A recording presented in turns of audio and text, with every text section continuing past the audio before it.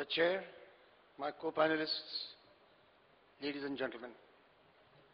इससे पहले कि मैं कहूँ जो मैं कहना चाहता हूँ, मैं आपको बता देना चाहता हूँ कि मुझे इस लेक्चर के लिए आज दोपहर में बताया गया था. I didn't know about this. I wasn't prepared for this. जब शेखरकर साहब ने कहा कि आपने कुछ कहना है, तो उनको तो मना नहीं कर सकता. हमारे सहपाठी हैं, वो कोर्समेट हैं हमारे, तो उनको मना नहीं कर पाया. मगर जो विषय उन्होंने मुझे दिया था, रीजनल सिक्योरिटी, बहुत बृहद विषय है, बहुत बड़ा विषय है. उसके बारे में उसके किसी भी पहलू पे एकदम विदाउट प्रिपरेशन बात करना, कुछ लेक्चर देना, कुछ टॉक देना आसान नहीं है और मैं करना चाहूँगा भी नहीं. इसलिए मैंने ये सोचा कि मैं एक छोटी सी बात कहूँगा इस विषय में कि हमारे आर्म फोर्सेस जो हैं, हमारी सेनाएं जो हैं, उनके प्रति हमारे गवर्नमेंट का क्या रुख था, क्या रुख है और क्या रुख होना चाहिए, इसके बारे में मैं एक चाणक्य नीति से, अर्थशास्त्र से एक कोटेशन उद्धृत करूंगा. इस कोटेशंस में, इस आर्टिकल में, इस लेख में कौटिल्य ने चंद्रगुप्त मौर्य को नसीहत देना चाहिए है उसके सेना के बारे में, उसके सेना के सेनानियों के बारे में, उनको गवर्न कैसे किया जाए, उनसे डील कैसे किया जाए, उनकी कदर कैसे की जाए, और अगर नहीं की जाती है तो उसका नतीजा क्या हो सकता है. एक बहुत बड़ा विषय है ये. उसको मैंने एक संक्षिप्त में तैयार किया था at the time of the fifth pay commission. जब मैं फिफ्थ पे कमीशन का मेंबर था, मैंने एक आर्टिकल बनाया था to be included in the arm forces memorandum to the fifth pay commission.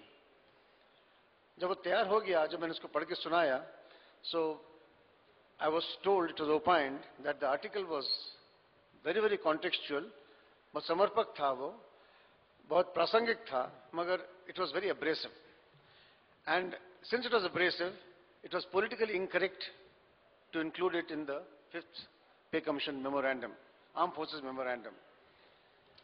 मैंने ये जरा करने की कोशिश की कि भाई मैंने खुद ने नहीं लिखा है, ये मेरी कृति नहीं है, ये मैं सिर्फ एक आपको उदाहरण दे रहा हूँ अर्थशास्त्र से, जो 2000 साल पहले किसी ने लिखा था, चाणक्य ने लिखा था. उसमें उनका कोई ऐसा कोई मकसद नहीं था कि किसी को अब्रेसिव करके किसी को आहत किया जाए, किसी की टीका की जाए, मगर ये बात मानी नहीं गई. उस समय ये पूरा चैप्टर फिफ्थ पे कमीशन के आर्म फोर्सेस मेमोरेंडम में इंक्लूड नहीं हुआ था.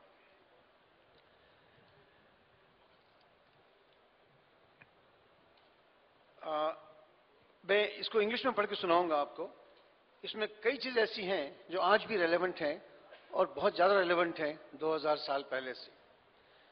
The passage does not purport to be a monolithic single quotation from a particular page or chapter of the Arthashastra. In his magnum opus, Kautilya has in many places sought to advise and influence the emperor on myriad aspects of his duties and responsibilities as head of state.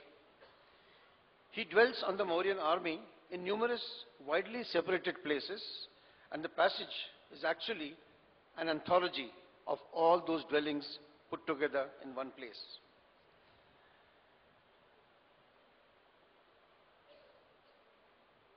It is amazing how clearly those ancients saw the likely fault lines in governance, the intricacies of management of the military by the bureaucrats and politicians, the nature of the military, the nature of the citizenry at large, and the close interplay of all these three in the running of a country. It is even more amazing to see how those observations continue to be so completely relevant even today, 2000 years later.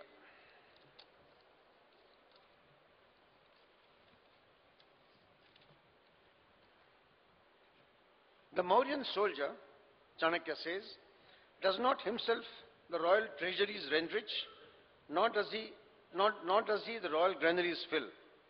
He does not himself carry out trade and commerce, nor produce scholars, thinkers, literateurs, artists, artisans, sculptors, architects, craftsmen, doctors, and administrators. He does not himself build roads and ramparts, nor dig wells and reservoirs. He does not himself write poetry and plays, paint or sculpt, nor delve in metaphysics, arts or sciences.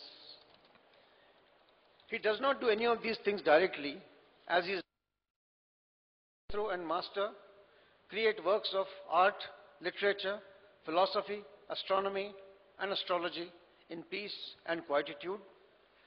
The architect designs and builds these vastus without tension. The tutor, the mentor and the priest, the acharya, the guru and the purohit teach and preach in tranquility. The sages, the rishis, munis and tapasvis meditate and undertake penance in wordless silence. The doctor, the Vaidyaraja, tends to all the ill and the infirm well, adds to the pharmacopoeia, discovers new herbs and invents new medical formulations undisturbed. The mason, the bricklayer, the artisan, the weaver, the tailor, the jeweler, the potter, the carpenter, the cobbler and cowherd and the smith work undisturbed. The mother, wife and the governess go about their chores and bring up children in harmony and tranquility. The aged and the disabled are well taken care of, tended to, and are able to fade away gracefully and with dignity. The cattle graze freely without being lifted or harmed by miscreants. He thus is the very basis, the Mauryan soldier, Chanakya says, is the very basis and silent, barely visible cornerstone of the empire's fame, culture and physical well-being, as also prosperity. In short, of the entire nation-building activity. He does not perform any of these chores himself directly. He enables the rest of us to perform these without let, hindrance, nor worry. The words used are nirbhik and nischinta. He is also important because our military sinews lend credibility to our pronouncements of adherence to good dharma, our goodwill, amiability and peaceful intentions towards all our neighboring nations, as also those far away and beyond. These also serve as a powerful deterrent against military misadventure by any of them against the Mauryan Empire. Chanakya adds a very powerful paragraph here. He says, if Pataliputra reposes each night in peaceful comfort, O king, it is so because she is secure in the belief that the distant borders of Magadha are inviolate and the interiors are safe and secure, thanks to the mighty Mauryan army constantly patrolling and standing vigil with naked swords and eyes peeled for action, animisha netri, day and night, ratro divase, in weather fair and foul, dawn to dusk to dawn, ashtav prahare, quite unmindful of personal discomfort and hardship, loss of life and limb, separation from the family, all through the year, year after year, varshanu varshi. While the Magadha citizenry, all the civilians and citizens of Magadha, endeavor to make the state prosper and flourish, the Mauryan soldier guarantees that the state continues to exist as a state. He is thus the silent sine qua non of our very being, the absolute prerequisite of all imperial welfare and prosperity.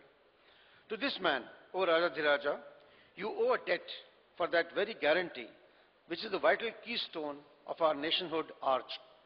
Please, therefore, see to it, suo motu, that you are constantly alive and sensitive to the soldier's legitimate dues in every form and respect, be those his needs or his wants, including his place in the social order. Do thereafter, tadanantara, ensure that he receives these in time, or preferably ahead of time, in full measure, for he is not likely to ask for them again.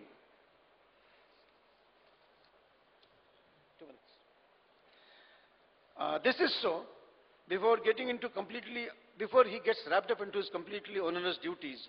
The soldier has assumed with good reason that the state, in return for his extraordinary burden and services, has freed himself from all responsibility towards his own present and future welfare, as also that of his family way back in the hinterland. He also knows that he needs to look only in the front for the enemy of the state and concentrate only on his military onus, completely free of all temporal worries. This assumption on the soldier's part is a holy sacrament and an unwritten covenant that exists between him and the state. If ever things come to a sordid pass, O king, when on a given day the Mauryan soldier has to look back over his shoulder, prompted by even a single nagging worry about his and his family's material, physical and social well-being, it should cause you and your council the greatest concern and distress. I beseech you to take instant note and act with uncommon dispatch to address the soldier's anxiety. It could be on account of harsh living conditions, inequitable material compensation, or asymmetric court or societal dispensations affecting his needs and self-respect. If you first learn of your soldier's problems and needs from your own trusted informers, Gupta Dutas, and not from the Commander-in-Chief, Senapati himself, relieve him of his charge and retain him not for another day. No matter how good or skilled a warrior he is, dismiss him for failing to keep his ear close to the military ground. Dismiss him also for not having the gumption and courage to be the first to tell you of the soldier's anxiety and needs before the others do. The Senapati owes a downward loyalty and sensitivity to his troops in much the same way and measure as it does upwards to you. This is a unique and age-old essential feature of sound military generalship and is an article of faith between the troops and the leader. It is my bounden duty to caution you, O my lord, that when the Mauryan soldier has to demand his dues, or worse, plead for them, the day will not have arrived either suddenly, overnight, or in vain. It will also bode ill for Magadha. For then, on that day, you, my lord, will have lost all moral sanction to be king. It will also mark the beginning of the end of the Mauryan Empire. Chanakya. Thank you.